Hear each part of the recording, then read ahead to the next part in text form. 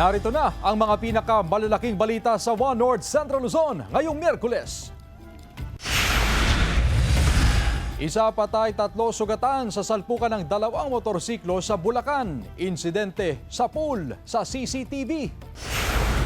Paggawa ng amusement ride sa San Isidro, Nueva Ecija nasunog. Tinatayang 2 milyong pisong halaga ng ari-arian na tupok.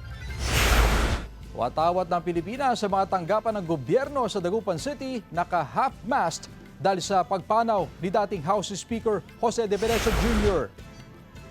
At alagang aso na nagsilbing ring bearer ng fur parents, pinagigiliwan online.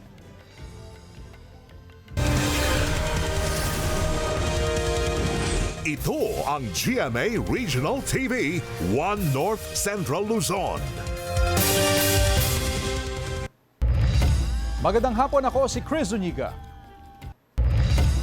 Mga kapuso, patuloy ang pagbaba ng presyo ng karne dahil sa pagdami ng supply ngayong quarter. Asahan din daw ang pagtaas ng demand nito sa mga susunod na buwan. Makibalita tayo live kay Jasmine Gabriel Galban. Jasmine? Chris, tuloy-tuloy ang pagbaba sa presyo ng karne ng baboy sa mga pamilihan sa probinsya ng Pangasinan. Ayon sa mga negosyante, Chris, karaniwan daw kapag first quarter ng taon, ang trend ay tumaas ang presyo ng karne ng baboy dahil na rin sa mga kabi-kabilaan na inaasahang mga okasyon gaya na lamang ng mga kabi-kabilang fiesta sa iba't ibang bayan. Pero ngayong taon daw ay nag-iba yung trend dahil imbes na tumaas ang presyo ay bumaba pa ang presyo. Dito nga sa Mangaldan Public Market, Chris, nung holiday season ay nasa 370 per kilo ang karne ng baboy, pero ngayon ay nasa 350 na ang kada kilo sa karne ng baboy. May ilang mga negosyante, Chris, na kaya pang magbigay ng discounted price hanggang sa 330 at 340 pesos per kilo. Ayon nga sa mga nakausap natin ng mga negosyante, Chris, ang dahilan daw ay bukod doon sa maraming supply ng baboy na nagmumula sa mga karating probinsya, ay marami na ring supply ng baboy, Chris, na nagmumula naman sa iba't ibang bayan. Dito nga yan sa probinsya ng Pangasinan. Tuloy-tuloy ang ginagawang monitoring ng Agriculture Office sa iba't ibang mga pamilihan para matiyak na safer consumption ang mga ibinibentang karne sa iba't ibang bayan sa probinsya ng Pangasinan. Katuwang din ng Department of Agriculture ang iba't ibang mga local agriculture offices, ganun din ang NMIS. Samantala, Chris, bukod nga sa karne ng baboy ay bahagyaring bumaba ang presyo naman ng karne ng manok. Dito nga sa Mangaldan Public Market, ang karne ng manok ay nasa 200 pesos na per kilo. At ayon nga sa mga negosyante, possible daw na magtuloy-tuloy pa yung pagbaba sa presyo ng karne ng baboy at karne ng manok dahil na nga rin sa maraming supply sa ngayon. Chris?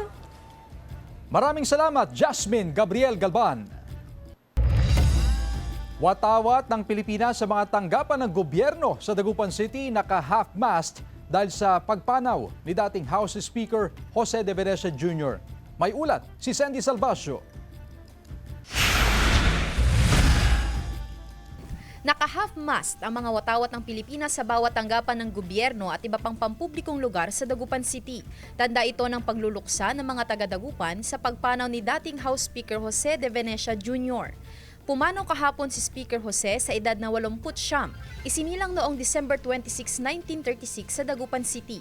Lumaki sa Barangay Bunuan, Gaset, kung saan dito nahubog ang pundasyon ng kanyang pagkatao. Sa kabila ng kanyang mataas na katungkulan sa pamahalaan, nanatili siyang malapit sa kanyang mga kababayan. Nanilbihan siya bilang kinatawan ng ika-4 na distrito ng Pangasinan ng 7 termino. 5 beses siyang nahalal bilang House Speaker. Sa kanyang panunungkulan bilang House Speaker, nabago ang anyo ng dating base militar bilang mga sentrong pang-ekonomiya at pinalawak ang mga economic zone na tumulong sa pag-unlad ng ekonomiya sa bansa. Saksi ang ilang opisyal ng gobyerno sa Pangasinan sa matatag na liderato ni Speaker Joe. Siya po yung unifying leader. Wala po yung party differences, no? Kaya nga nagkaroon nga po ng Rainbow Coalition. He was one of the brainchild of JDV.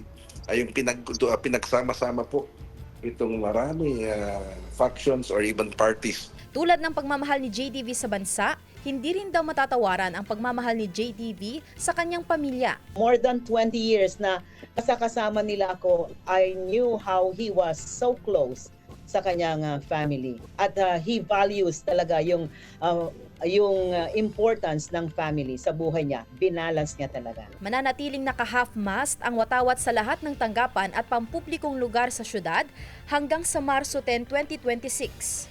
Dagupeño is so proud of him, and we should actually mourn for his death, and the city is actually preparing necrological service also.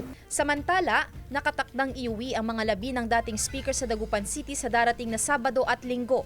Ilalagak ito sa simbahan na bato, Annunciation of the Lord Parish sa Barangay Bunuan Gazette ng 2 araw. Nakatakda ang libing ng dating House Speaker sa Miyerkules, Pebrero 18. Kasama si Jing Dacanay, Sandy Salvacio, One North, Central Luzon.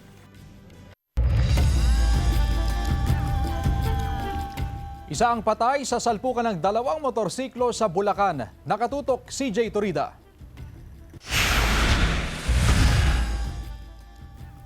Hulikam ang salpukan ng 2 motorsiklo sa bayan ng Bulacan sa lalawigan ng Bulacan. Isa ang patay at 3 ang sugatan sa insidente. Sa kuha ng CCTV sa Barangay Bambang, makikita ang paparating na motorsiklo nang biglang sinalpok ng kasalubong na motorsiklo. Mabilis ang takbo at lumampas sa kabilang linya ang nakabanggang motorsiklo. Nasawi ang angkas ng nakabanggang motorsiklo dahil sa sugat sa ulo. Sugatan ang rider na pinsan niya. Nagtamo rin ng mga sugat ang rider ng nasalpok na motorsiklo, pati ang angkas na kalipin na 3 buwang buntis. Kwento ng ina ng nasawi. Nakakulong ngayon at nakaharap sa reklamo ang nakabanggang rider. Wala pang pahayag ang iba pang sangkot sa aksidente.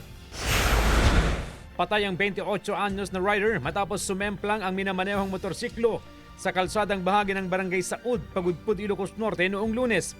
Sa investigasyon, nawalan ng kontrol sa manibela ang biktima. Sa lakas ng impact, tumilapon ang biktima na nagtamo ng sugat sa iba't ibang bahagi ng katawan. Dinala pa sa ospital pero hindi na umabot ng buhay. CJ Torida, One North, Central Luzon.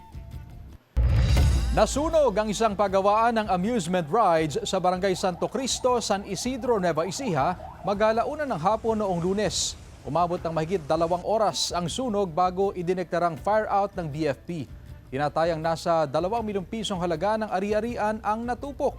Inimbestigahan pa ng mga otoridad ang sanhi ng sunog. Wala namang napaulat na nasaktan at nadamay sa insidente. 12:40, na-report po yung sunog sa Barangay Santo Cristo, San Isidro, Nueva Ecija. Yes sir, under investigation. 0 casualty, 0 injured, and 0 fatality. Water bill na umabot sa halos 6,000 pesos inirereklamo ng isang consumer sa Barangay Mangin, Dagupan City. Naritong report.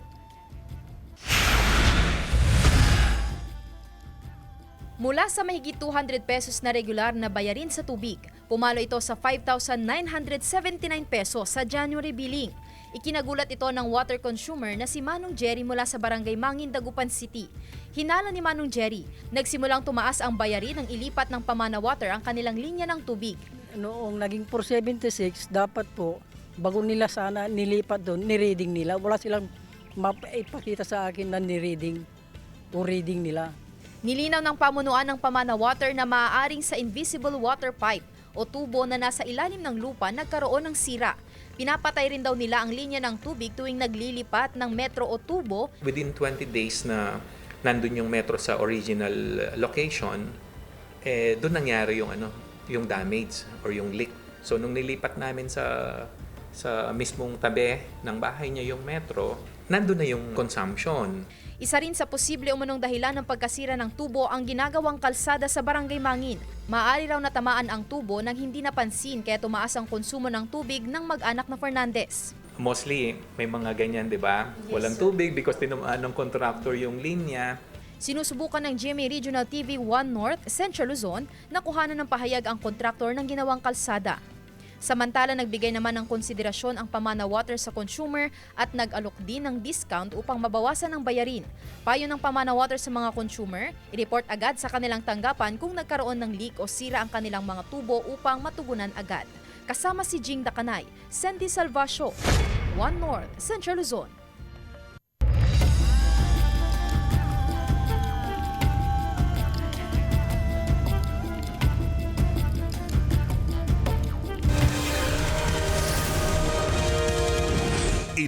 ang GMA Regional TV, 1 North Central Luzon.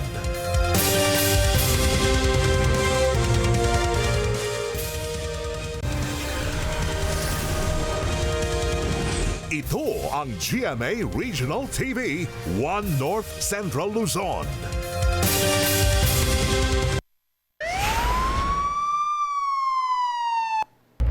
Patay ang 34 anyos na Indian national sa pamamaril sa Candelaria, Zambales. Nakaalerto CJ Torida. Patay matapos pagbabarilin ang isang lalaki sa barangay Dampay, Candelaria, Zambales umaga noong linggo. Biktima ang 34 anyos na Indian national, residente ng barangay Lipay, Santa Cruz, Zambales. Nakitang nakahandusay ang dugo ang biktima sa pinangyarihan ng krimen, katabi ang motorsiklo at helmet. Meron tayong nakitang tama sa ulo at 5 po dito sa katawan. All in all, parang 6 yung tumama sa kanya. Agad nagsagawa ng backtracking ng CCTV footages ang pulisya at kinuhanan din ng salaysay ang ilang saksi sa krimen. Nagpatupad din ang otoridad ng dragnet operation at offline bakod laban sa suspect. Based doon sa motibo, alam natin yung sino yung pwedeng ma-involve, pwedeng galit sa kanya o nakalitan niya o anong underlying reasons bakit siya papatayin. So, na-mention po yun sa investigation natin, sa pag-interview natin ng mga witnesses. At sa patuloy na hot pursuit operation, naaresto ang isa sa 3 suspect sa barangay Palanginan, Iba, Zambales pasado alas 10 ng umaga noong Martes. Ang suspect ay isa ring Indian national, 33 anyos at residente ng Zone 1, Iba, Zambales. Tinutugis ang 2 iba pang suspect. So, ang motibo po na nakita natin dyan is yung dati po silang magkaibigan, nagkaroon ng alitan, at nung after ng alitan nila, mas lalong lumala hanggang sa nag-aaway na sila sa negosyo. Nasa kustodiya ng pulisya ang naarestong suspect na mahaharap sa kaukulang kaso. Wala pa siyang pahayag. Sinisikap ng GMA Regional TV 1 North Central Luzon na makuhanan ng pahayag ang pamilya ng biktima. CJ Torida, 1 North Central Luzon. Isang taxi ang tumagilid matapos bumangga sa pader sa Asin Road sa Tuba, Benguet. Tutukan sa report.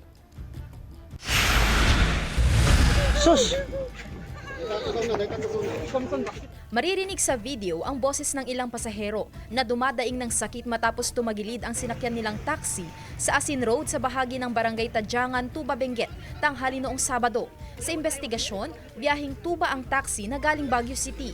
Pagdating po nila sa lugar, accordingly dun sa driver ay nawalan po ng preno na siyang dahilan upang maaksidente po sila.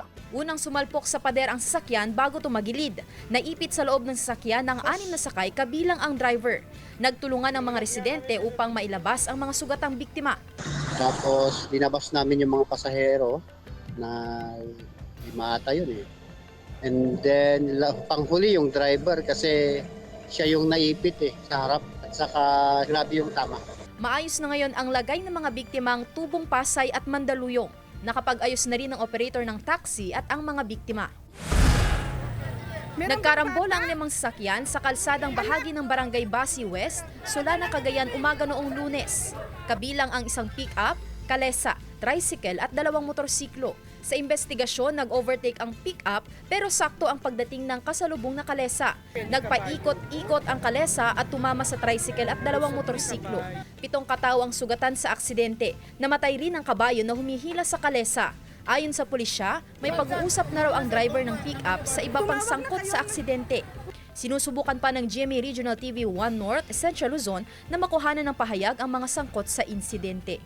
Senti Salvacio, 1 North Central Luzon. 3 nakapastol na kambing tinangay ng kawatan sa isang bukid sa Mangaldan, Pangasinan. Naritong report.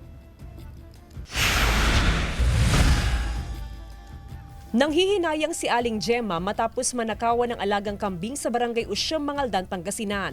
Ipinapaalaga ni Aling Gemma ang 3 nilang kambing sa kanilang kapitbahay na araw-araw ipinapastol sa bukid. Hindi rin nakalang pag-interesa nito ng mga kawatan. Talagang dyan lang ata nila nilalagay. Tumada isisirom. Siyempre, abantayan na mata ko lagi. Kanya inalada. Idinulog sa mga opisyal ng barangay ang insidente. Ayon sa Barangay Council Secretary, nakainom ng alak ang nagbabantay sa mga kambing noong mangyaring insidente. Hindi niya napansin na nawawala na pala ang mga inaalagaan niyang kambing. Nakalimutan kunin doon sa pastulan. So doon lang naman din sa backyard nila na napansin niya by 4 a.m. nawawala yung kambing. Kinukuha na ng GMA Regional TV 1 North Central Luzon ng pahayag ang nag-aalaga sa mga kambing. Ayon pa sa opisyal ng barangay, walang CCTV camera sa lugar kung saan umatake ang kawatan. Marami rin daw entry at exit point sa barangay, kaya madaling nakalusot ang hindi pinakilalang suspect. Target ng konseho na makapag-install ng mga CCTV camera sa barangay na makatutulong sa pagresolba sa ganitong mga insidente. Kasama si Henry Duminsil, Jasmine Gabriel Galban, 1 North Central Luzon. Kasabay ng unti-unting pagtaas ng temperatura, kaso ng influenza-like illnesses, unti-unti na ring bumababa ayon sa Health Authority. Ang detalye sa report. Nakapagtala ng kabuang 135 cases ng influenza-like illnesses ang Center for Health Development Ilocos noong Enero ngayong taon. Base sa tala, bumaba ng 83% ang kaso kumpara sa 804 na kaso sa parehong panahon noong nakaraang taon. Kasabay ng unti-unting pagtaas ng temperatura, pababa na ang trend ng kaso ngayong unang quarter ng taon. Malaki po yung binaba ng ating mga kaso kasi kung matatandaan po ninyo, last year talaga pong nag-increase po talaga yung cases natin ng influenza-like illness. Kapansin-pansin din daw ang pagbaba ng bilang ng mga tinatamaan ng ubot-sipon na nagpapakonsulta sa mga pagamutan. Sa mga nakaraang buwan, pila-pila raw ang mga pasyente nagpapakonsulta sa mga Aldan Infirmary. Pero ngayon, bilang na lang ang mga nagpapacheck up sa health center. Kabilang dyan ang 4 na taong gulang na apo ni Aling Violeta mula sa Barangay Banawang. Kung lagna niya ubo, kailangan ko pa-check up. Kaya siyempre, hindi makakain, hindi makatulog. Kasi kung puwet ka rin na magulang, kailangan kong obserban yung karamdaman niya. Bagamat inaasahan na ang pagbaba ng kaso ng influenza-like illnesses, patuloy pa rin ang panawagan ng health authority sa publiko na maging maingat sa katawan, panatilihin na malakas ang resistensya at ugaliin pa ring sundin ang umiiral na minimum health standard, gaya ng pagsuot ng face mask sa mataong lugar at ang regular na paghuhugas ng kamay. Kasama si Henry Duminsil, Jasmine Gabriel Galban, 1 North Central Luzon.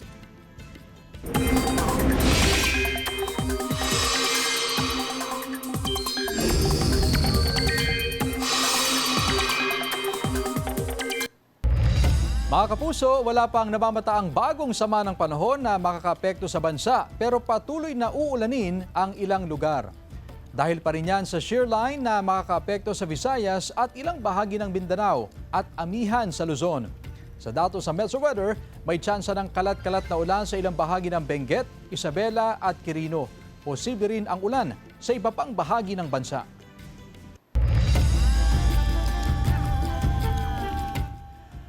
Winakasana ni Bathalang Gargan, Tom Rodriguez, ang buhay ni Tera matapos mabigong makuha mula sa kanya ang brilyante ng lupa.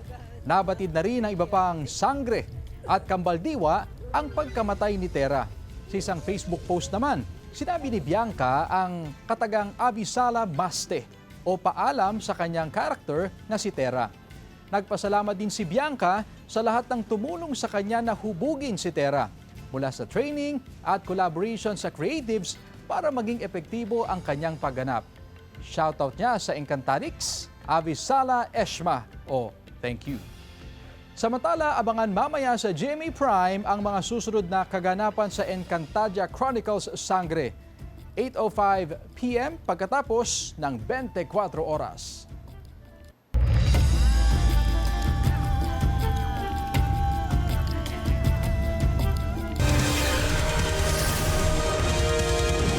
Ito ang GMA Regional TV 1 North Central Luzon.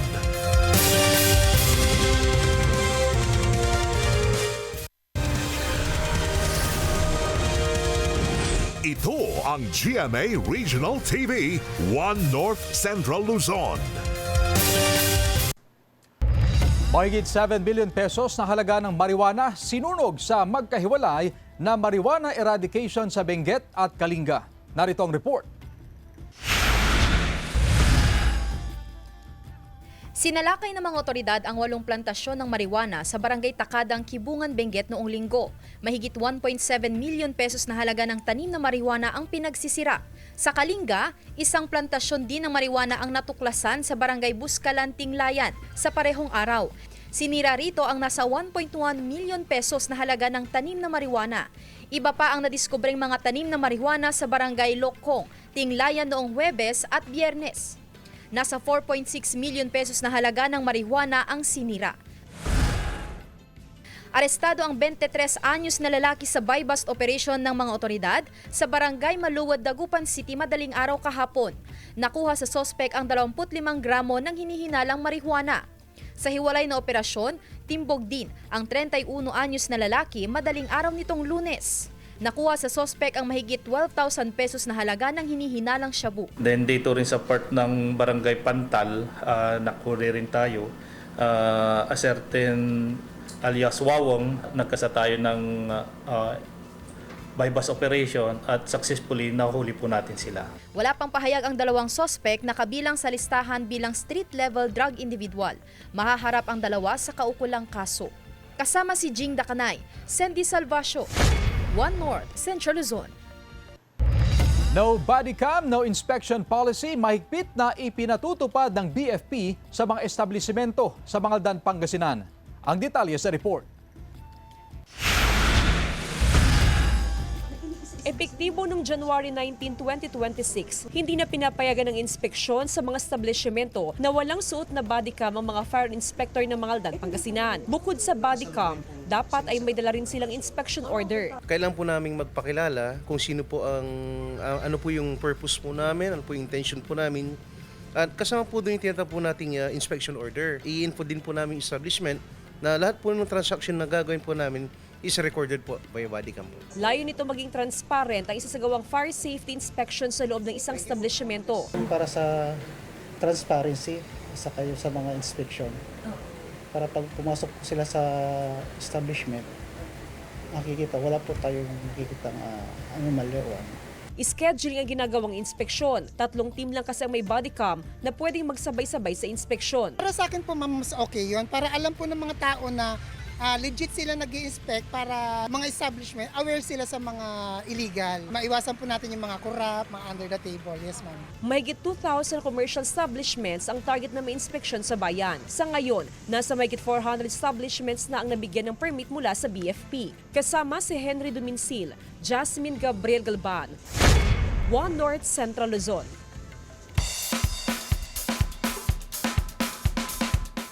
Mga kapuso, agaw pansin ang mga naglalakihang karosa sa isinagawang Grand Float Parade na bahagi ng Pamulinawin Festival sa Lawag City. Pawang indigenous material ang ginamit sa mga nagagandahang float na sumasalamin sa mayamang kultura ng mga Ilocano.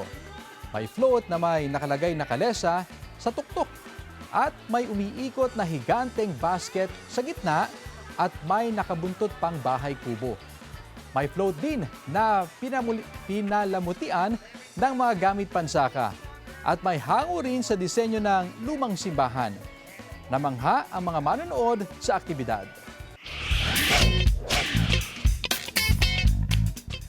Atin namang tunghayan ang mga pagkain at dating place na perfect for couples ngayong nalalapit na Feb-ibig.